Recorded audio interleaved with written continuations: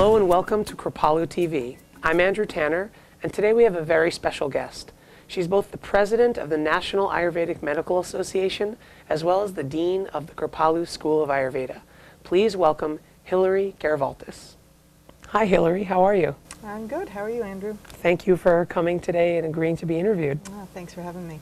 So I wanted to ask you, not everyone out there knows what Ayurveda is. Can you talk a little bit about what Ayurveda is? Sure. Ayurveda is the traditional system of medicine originating in India. It's over 5,000 years old. It's actually the oldest continuously practiced form of medicine in the world, which is rather a significant piece of information that most people don't know. It's a natural system of medicine. It's based on nature and understanding natural laws and rhythms in nature, and understanding that we're nature too, and what works out there needs to be working in here as well. We're considered the microcosm of the macrocosm. So Ayurveda focuses on natural remedies. It focuses on lifestyle and diet and helping people get into harmony with nature. So I've heard in Ayurveda that we don't just treat everyone the same way. We really focus on an individual's constitution. Can you talk a little bit about the 3 different types of constitutions in the field of Ayurveda? Ayurveda recognizes that we are all unique individuals. As a matter of fact, it really is a science that focuses and practices very individualized medicine. And in order for us to do that, we need to identify the individual and their particular makeup, what we might call constitution. And we do that through our own particular paradigm and language, and it's really through what we call the doshas. And these are elements of who we are. The doshas are related to as Vata dosha, Pitta dosha, and Kapha dosha. Each of them represent particular energy types. So we look at individuals and identify them through this system, and it gives us a baseline to understand where someone is, where they're starting from. So what would be the difference between someone who's a Vata dosha, Pitta dosha, and Kapha dosha? Okay. And how do you figure that all out? So the first piece that we teach in Ayurveda is, again, this understanding that we're part of nature. And nature is made up of energies. And the 5 energies that we respond to in Ayurvedic medicine are through the elements. So we have the elements of ether, which is the element of space, essentially. Air, the element of movement. Fire, which is the element of transformation. Water, which is our chemical energy, life energy. And earth, which is the structure and the form that holds us. Everyone is composed of all of these elements. As a matter of fact, everything in the universe is. And from a constitutional perspective, we all carry these in slightly different proportions. The Vata dosha is composed of ether and air. The Pitta dosha is composed of fire and water. I think that's my dosha. Okay. And the Kapha dosha is the earth and water combination. So then we break it down into the qualities of each of these things. So a Vata dosha is the quality of lightness, dryness, coldness. It has movement in it. So a Vata individual will characterize that way. They'll be lighter in physique, lighter people. They have a lot of energy and movement in them. They have a broad and spacious view of the world. They move about easily from one thing to another. A Pitta constitutional person has more of that fire energy in them. So they're often very passionate and compassionate. They have a lot of drive, and they're bright lights in the world in many ways. They're sharp thinkers. They love to accomplish and do things. They can be great leaders.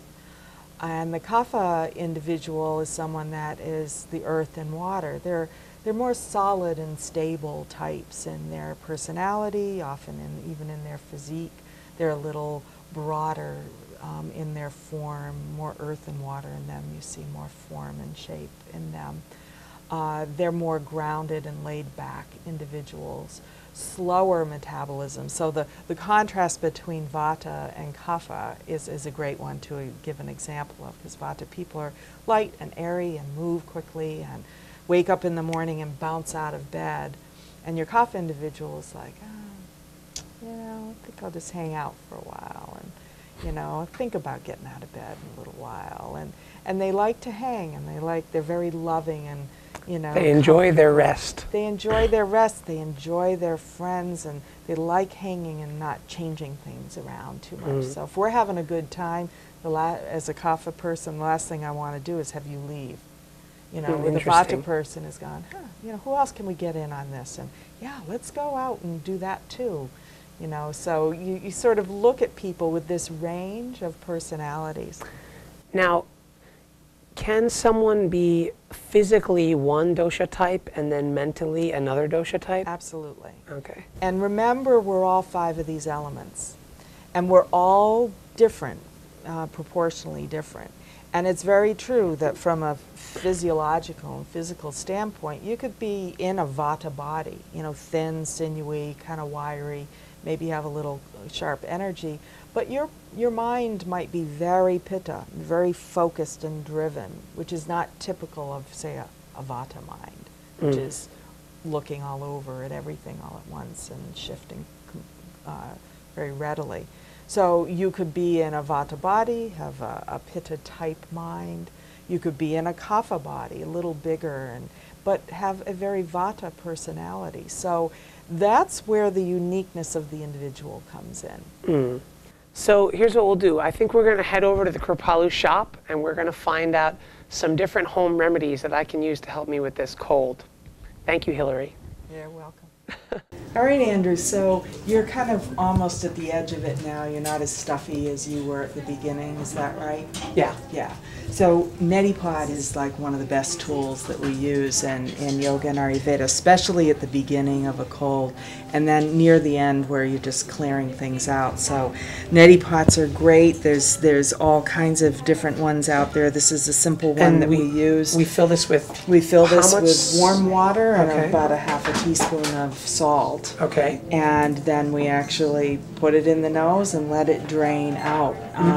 And we do it to the other side. It helps to clear out the excess, you know, debris in there, but also cleans the channels out. And then we always follow it with nasya oil. Nasya means nasal treatment.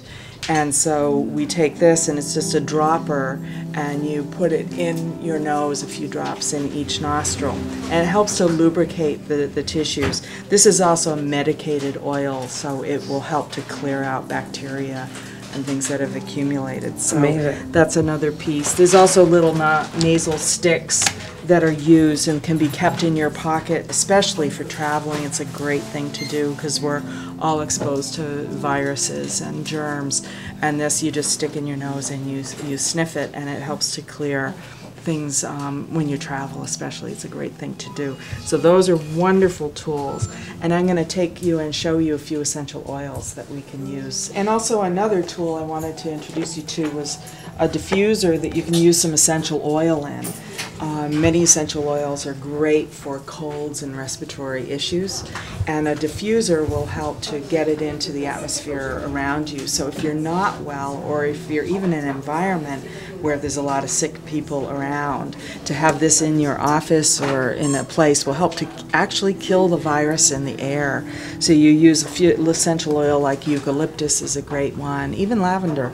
Many of the oils are great. So this is a wonderful thing for prevention and also when you're not feeling well. And if someone doesn't have a diffuser, they could also use the essential oil in some boiled hot water on a pot and put their head over the pot, right, and breathe it all in. Yeah, another home remedy is right in the kitchen with a pot of hot water. Absolutely. And then I also want to introduce you to some herbal teas and things that are really great for when you're sick and when you're, you know, on the edge of being sick. And Tulsi tea is one of our jewels in Ayurveda. Tulsi is called holy basil, and it's incredible for the respiratory system, really good for fighting off things and strengthening your immunity. When you're in the throes of or at the beginning of the cold and during the cold, a regular Western herbal remedy, and a wonderful one is echinacea. That will help also to strengthen your immune system and combat the illness. So you take it according to the prescription on there. And one of the Ayurvedic herbs that we love to strengthen your immunity is ashwagandha. And this is a beautiful elixir that you can take that will strengthen your immune system. And it's not that bad tasting, too. This is delicious. Much better than the echinacea. Yeah, the echinacea is a little harsh. So those are a few tools. Thank you. All right.